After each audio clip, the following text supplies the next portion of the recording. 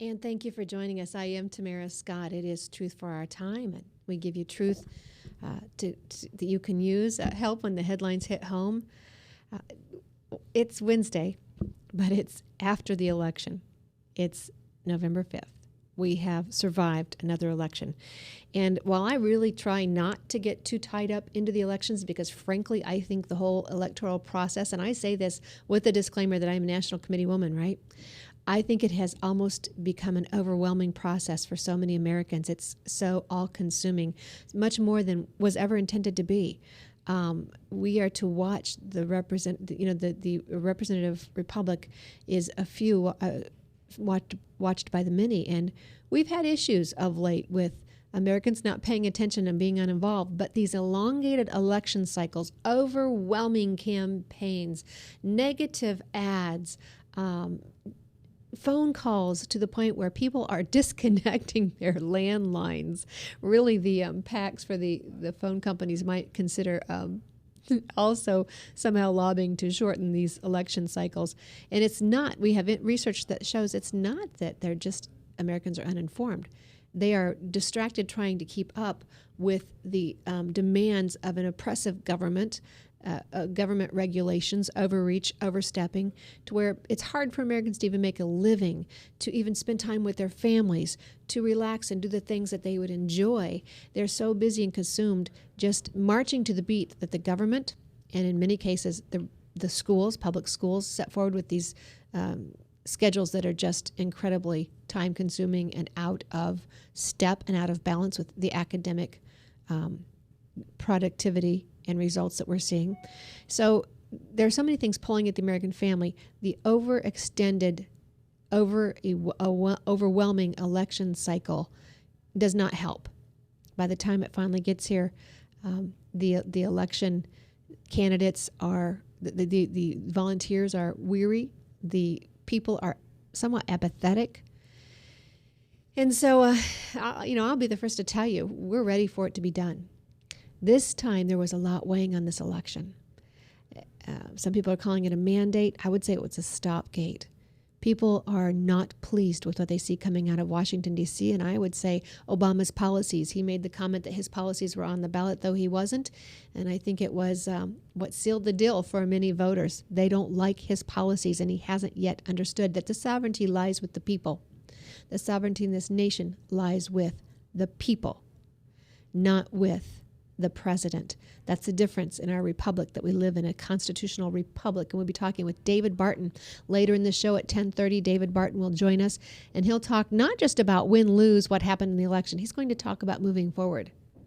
Ballots aside, winners aside, moving forward as America, because it doesn't just hinge on Election Day.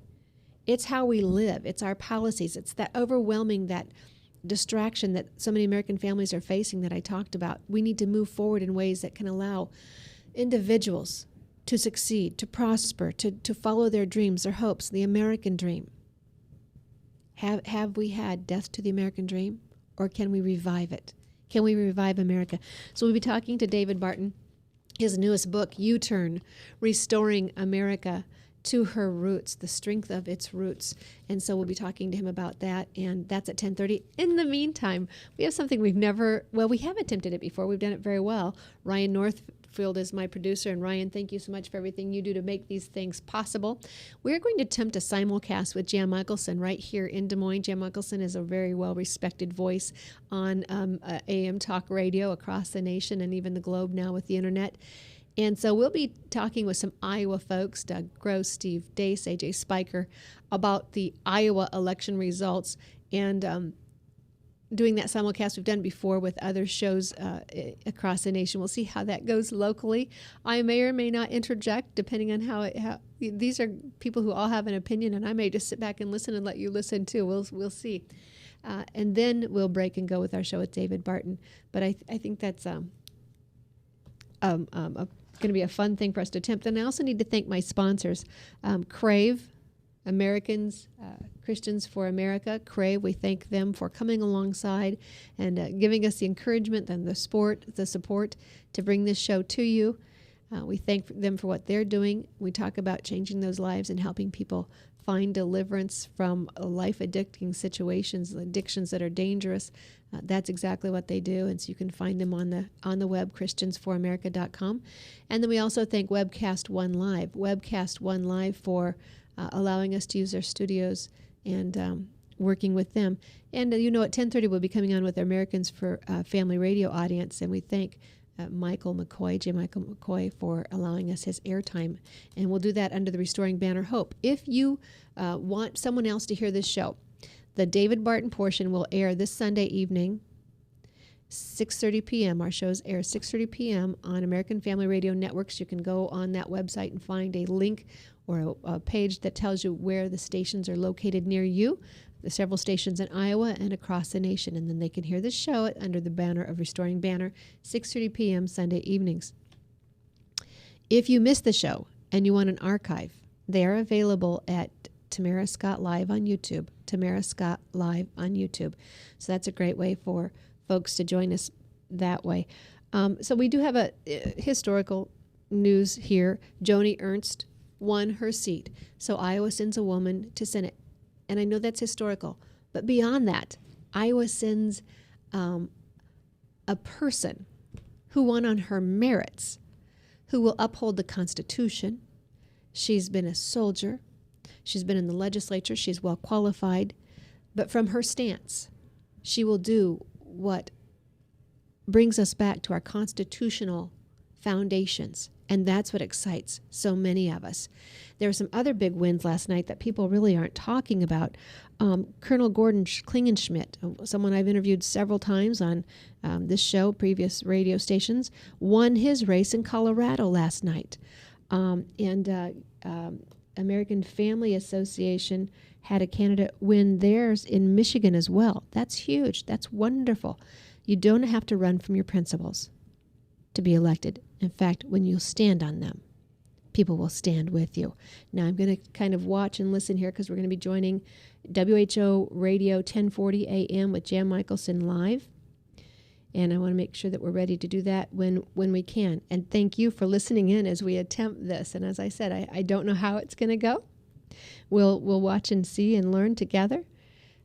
So as a rule, Republicans did have a good win last night. We ended up with 52 Republican seats in the Senate, 45 Democrats. And from what I understand, West Virginia has a couple of independents one Democrat that may caucus with the Republicans and one independent that may caucus with the Republicans, which would change it.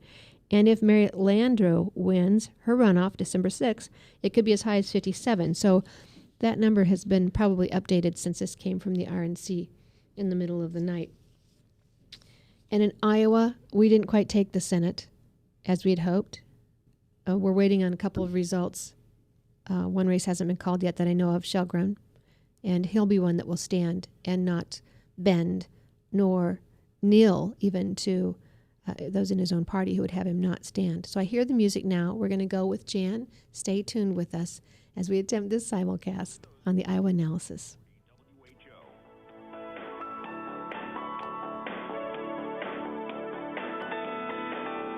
Good morning, everybody. I'm Jan Mickleson. What we're going to do now is we're going to chat with a bunch of people who have strong political views from many different vantage points.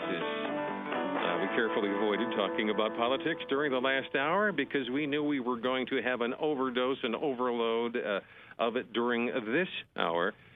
We have A.J. Spiker, the former chair of the Iowa Republican Party. He continues to be active in the political sphere. Welcome aboard, A.J. Thank you, Jan. Also, Steve Deace. He used to sit where I'm sitting right now in this particular chair. No, he broke that chair. There's several chairs, as I remember, Steve. Doing his workout, a daily workout that he called a talk show, and he is a syndicated talk show host now, speaks all over the country, syndicated columnist, Washington Times and others, author of Rules for Patriots. It's a much-quoted, very snotty look at leadership principles. It's a fun read now in its second printing, I see. It is. There's that many desperate people out there, Jan. I'm excited about that. Well, that's really cool. Also, Doug Gross, he's been on with us a number of times in the past. He's a Republican insider, former gubernatorial candidate, and you'll see his expertise every once in a while. On, I think it's TV13, you do the insider. Yeah, I'm actually going to do it this weekend. All right. Very cool. Thank you for coming over. Good to be with you, Jan. Also, Tamara Scott has joined us on our Newsmaker line. She is National Republican Committee woman, and she's also afflicted with talk show disease. and she's on our Newsmaker line. Welcome aboard, Tamara. Good morning, Jan and everyone. Thank you. Hi, Tamara. I'm going to give you the first shot, Tamara, because I know your time is limited here this morning. Tell us what you think about Joni and her election. Well, I think it's very exciting, and exciting for us that she was elected on merit. Yes, she's a female. Yes, we made history, but even more, she was elected on merit. Proof that you don't have to run from a platform. When you stand on it, people will stand with you. And I think it gives us hope. It gives us encouragement that she will take our issues to Iowa. But even more, some people are calling it a mandate, last night's election. I would say it's a stopgate of what they fear coming out of D.C. And now, with a cautious optimism, we're hoping that those we elected will stand strong, not compromise, but stand strong. So you're on the National Committee, the Republican National Committee. How does this outpouring affect you, your position, your job, and what you think will occur at your level over the next few months? Well, I think it gives us a hope. Obviously, it's a much more pleasant outlook than had we had suffered great losses last night. So I think it gives us great hope to move forward. But again, it encourages us. You heard Reince Priebus just weeks before the election not walking away from social issues, not walking away from marriage. And I don't think that's what Americans want. I'm having David Barton. He talked about my talk show disease here. David Barton has written a book with George Berna on U-Turn, and how we restore America to her roots. And Americans, the statistics are showing Americans are coming back to the values that made this country strong. The pendulum is swinging back. All right, let's talk to some of the folks who are joining us here in the studio. You're the most long-serving observer of the political process. Doug Gross, give us your first assessment. My assessment of last night is a resounding repudiation of Obama. People are not happy with how he's running the government, how he's running the country. They're very fearful of the future as a result of that, and they wanted change. The question is, what kind of change will Republicans give them? I don't think it's been exactly defined. I think in many respects it was sort of like a Seinfeld election. It wasn't about anything. And as a result of that, now Republicans are required very quickly to decide how they're going to govern the country, or at least assist in the governing of the country. And that remains to be seen. Well, they've been in power now for one day. Yeah, one day. How come they haven't fixed stuff? I don't know. Get going. Steve, you have, because of what you do now, you are able to talk to people all over the country and talk and meet to politicians from all over the country.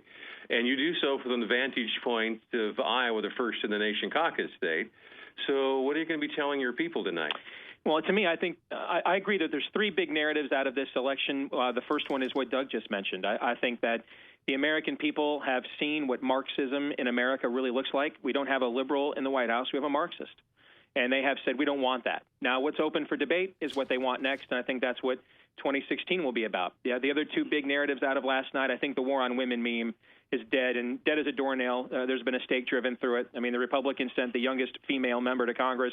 They sent a black woman from Utah, a state with a checkered racial past, 2 Republican U.S. senators. Wendy Davis lost the female vote in Texas, and Mark Uterus in Colorado lost. So I think the war on women meme is dead. And then I think the third one, though, which may surprise longtime listeners here on WHO to hear me say this, but I think we can look back now and actually say that the Republican Party worked the way it was supposed to. The ruling class last year had Potomac fever on guns, going to war in Syria, on defund Obamacare, and the base stood up and said, no, we want to fight on those things, and they did. And then we had a big fight in the primaries, and that drove the establishment candidates more to the right. And then the establishment actually embraced their base down the stretch and tried to energize their base, unlike what they didn't do in 2012. And the result is that you saw the establishment and the conservatives work together to annihilate Democrats last night. And it's really the first time in a long time that I actually think the Republican Party actually worked the way it was supposed to. What you left out one thing I'm kind of curious about all of you in this. Whether you said the War and Women meme is over, and I think it is a mime now. It is a mime now. Yeah, they're doing it on MSNBC. I was on there yesterday. If you turn there, you might see them miming it now. I saw that, by the way. Yeah. Is the race card dead? I think the race card is dead, too. I think that when you see Michelle Nunn get 27% of the white vote in Georgia, I think the race baiting, the gender baiting is dead. And I think you're going to see Joni Ernst day one. Once the presidential cycle begins, if Republicans were smart, they would bring Joni Ernst out there day one throughout the entire process as their chief weapon to deconstruct Hillary, because they're going to try gender baiting with her like they tried race baiting, but I just don't think it will work. And the good thing about that is that means they actually have to beat us on the issues, and I don't think they can beat us there when it's about the issues. And usually I've noticed, Doug Gross, they don't talk about issues. They just talk about how bad the other person is. Yeah, well, there was a lot of that in this campaign cycle, frankly. I mean, there was a lot of personality. I mean, I would argue that one of the major reasons why Joni Ernst won was her personality. She had a very attractive personality. People liked her.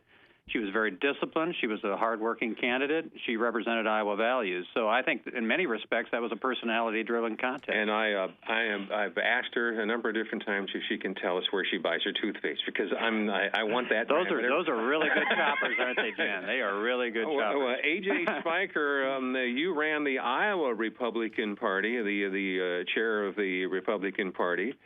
Iowa Republicans did really well on the national races, captured 2 seats, in fact 3 seats, and recaptured the governor's seat, and it strengthened itself at the Iowa legislative side, but made little or no progress at all in toppling the Democratic control of the State House. What is your thinking about that? Well, I think, obviously the Senate leadership needs to take a look at how they're running their campaigns. And obviously when you have Mike Gronstal as the leader, he's bringing in a tremendous amount of money as the Senate Democrat leader. But Republicans haven't been able to match that. And for whatever reason, I don't know if it was the governor or who, sending money through the state party, it just didn't get there to the candidates to win the races. And I talked to one candidate that should have been in a pickup district, and he was told in August that his seat wasn't one they were going to compete for. And I think if you're entering a wave year like 2014 is, you have to have those resources. Was this a missed opportunity? I think it was. I think it was a big missed opportunity. And, in New Hampshire, they took control last night of both chambers, and Scott Brown lost. And in Iowa, Joni Ernst won overwhelmingly. We had Rod Blum win, and that was in a lean Democrat congressional district. So I think it was a lost opportunity last night on the Iowa Senate, and it may be one we don't get back for several years.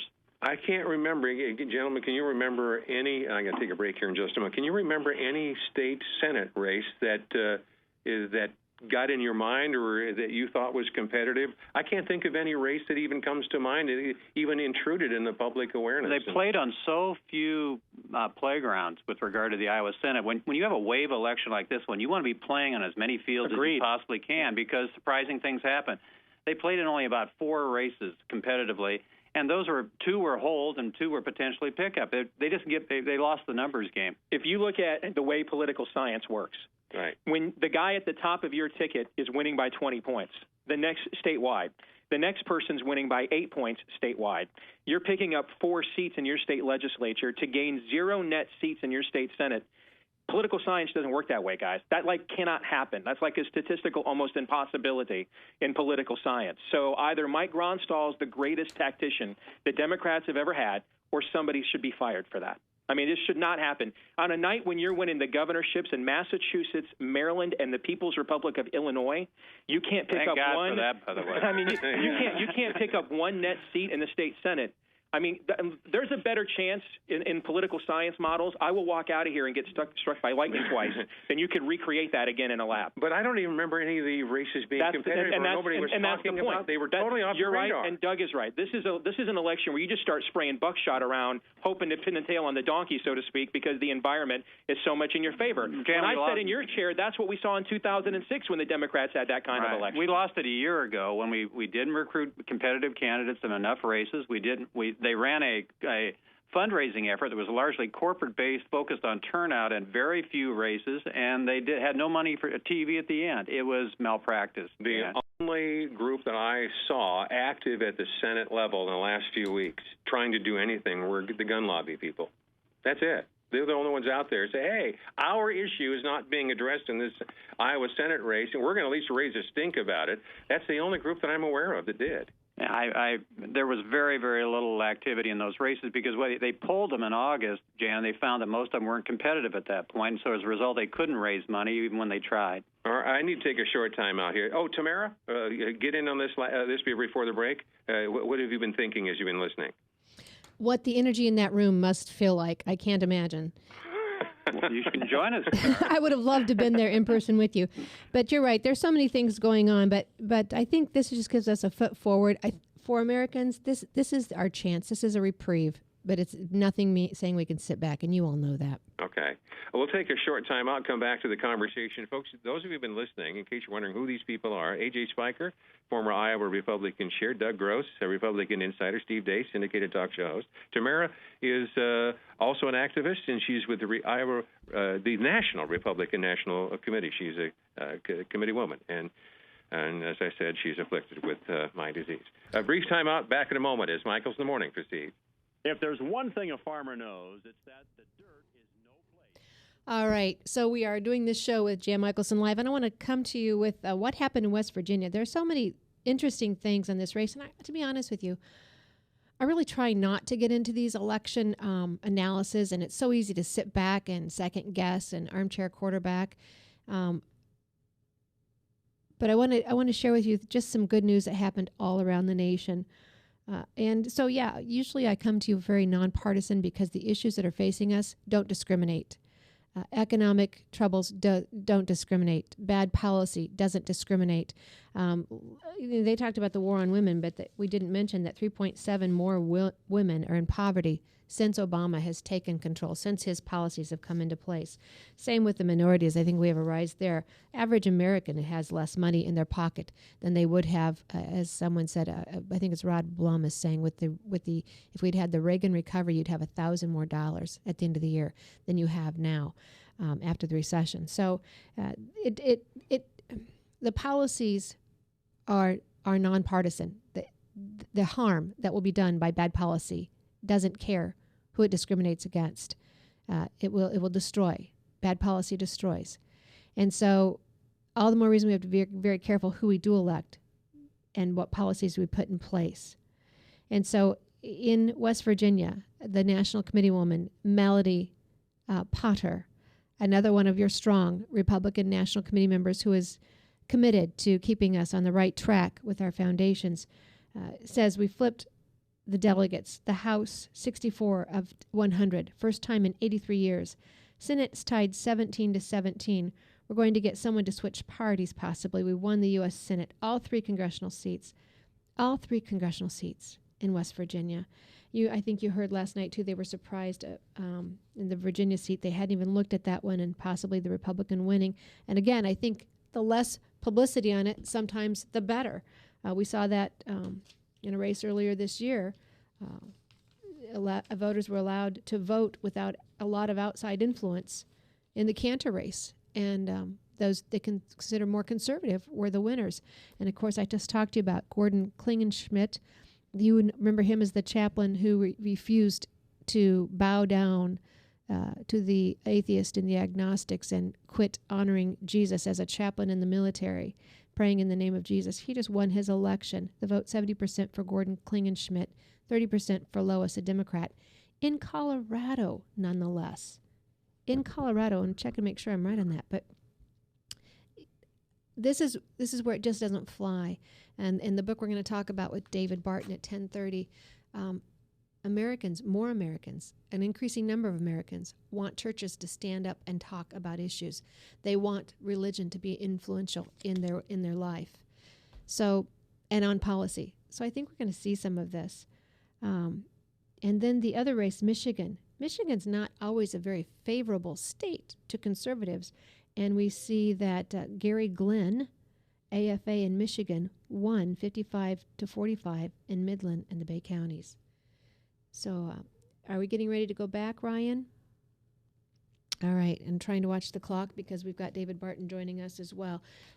Another thing I want to tell you about, if you haven't gotten a hold of these from Hillsdale College, I would very much like you to get online with Hillsdale College, the Imprimis, and order those. They're free of charge. But the teaching that is in those, this past one, September 2014, History and Danger of Administrative Law, deals exactly with what we're seeing. You can see mine is all marked up, but it deals exactly with what we're seeing with this president taking powers that are not his, with legislatures handing over powers that should belong to the legislative body to bureaucrats.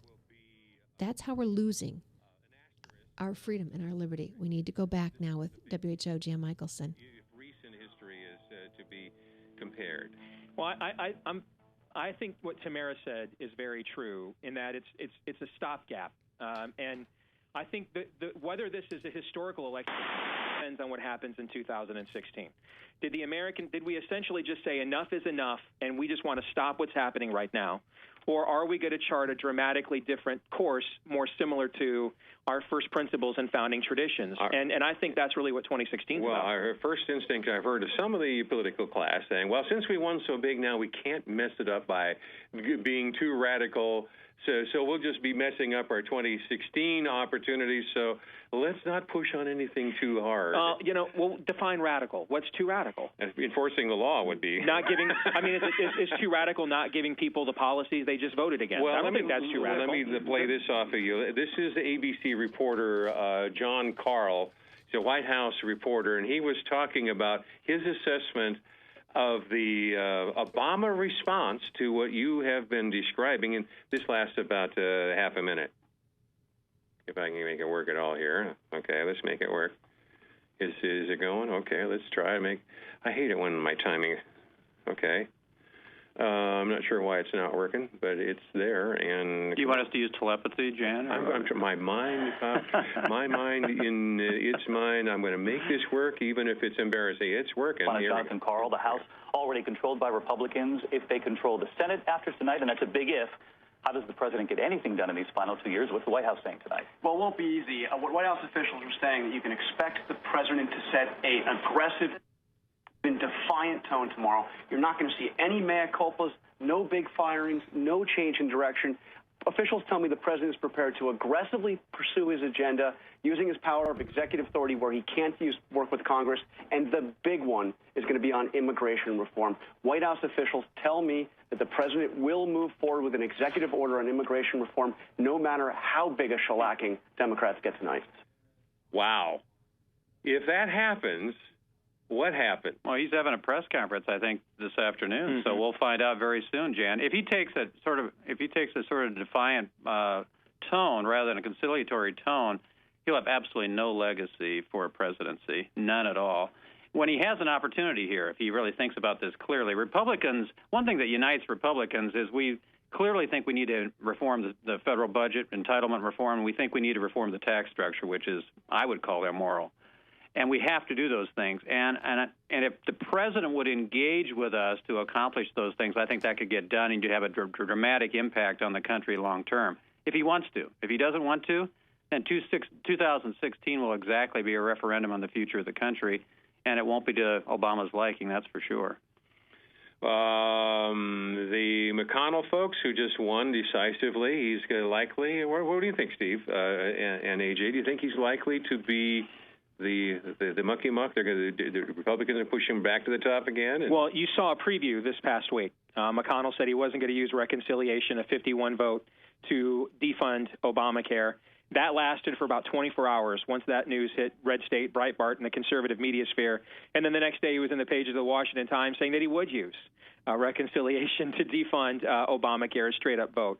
I think if you're a conservative, I'd grab the tub o' corn and get a front row seat, because we're going to have 2, maybe 3 conservative senators, certainly Paul and Cruz and maybe Rubio, running for president today. And they're going to use the power of a majority in the U.S. Senate to make their case to Republican primary voters.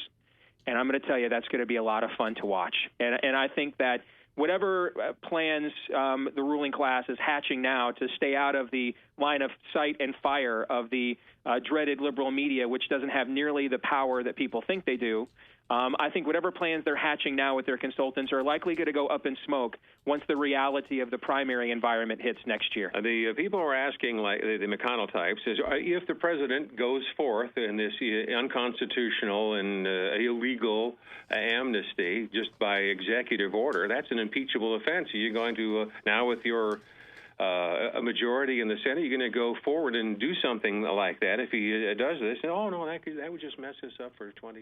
Reince Priebus said last week on a call with the Tea Party that Republicans would, quote, do everything in their power, unquote, to stop Obama's executive amnesty, and, quote, I can't be any stronger in what I say than that, unquote. And I can promise you the base of the Republican Party will hold them to that. If there is one issue that this...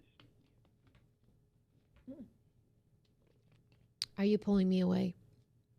My producer's pulling me away. I wasn't quite ready to go yet. I wanted to continue, and what they were talking about was what's going to happen if Obama goes against the will of the people. Remember that the sovereignty is with the people, not with a supposed dictator. And if he does this in this next, what we call sometimes a lame duck session, or some people are calling it a zombie Congress, if he does this, nothing brings people together like a mutual enemy.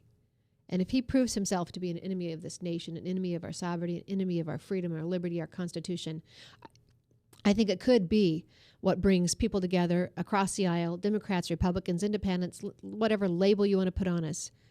It could bring people together and enough to stop him. So we're going to take a break real quickly right here. Thank our sponsors, Crave, Christians for America, webcast1live.com. And we'll be right back after these messages with David Barton. We'll be talking about his new book, U-Turn, and analyzing the election moving forward. What happens, win or lose? What do we need to do to restore this nation to the strength it once was and to the strength of its roots? We'll be right back after these messages. Stay tuned. Get away from us, you mean old credit card. We don't have any more money. We're in trouble now. Save us! Help! Somebody save us! Somebody help! Help! Save us!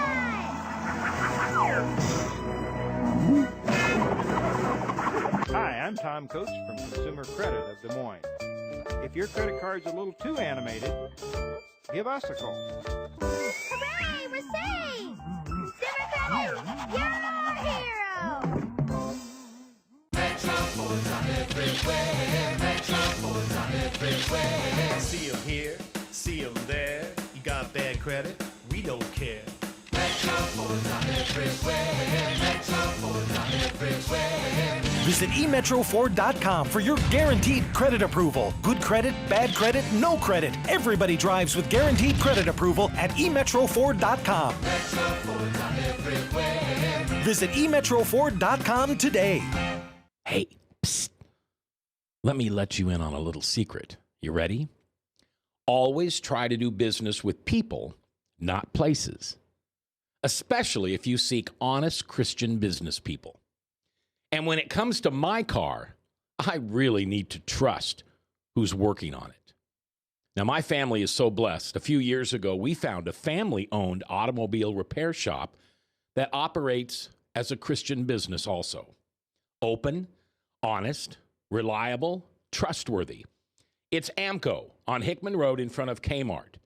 And it's a family-owned Christian operating business. This family treats your car as if it was their car. Everything from oil changes to transmission repair and everything in between. So the next time you feel the need to be at peace with your choice of who you can trust with your car, give AMCO on Hickman a chance to serve you. And tell them Max sent.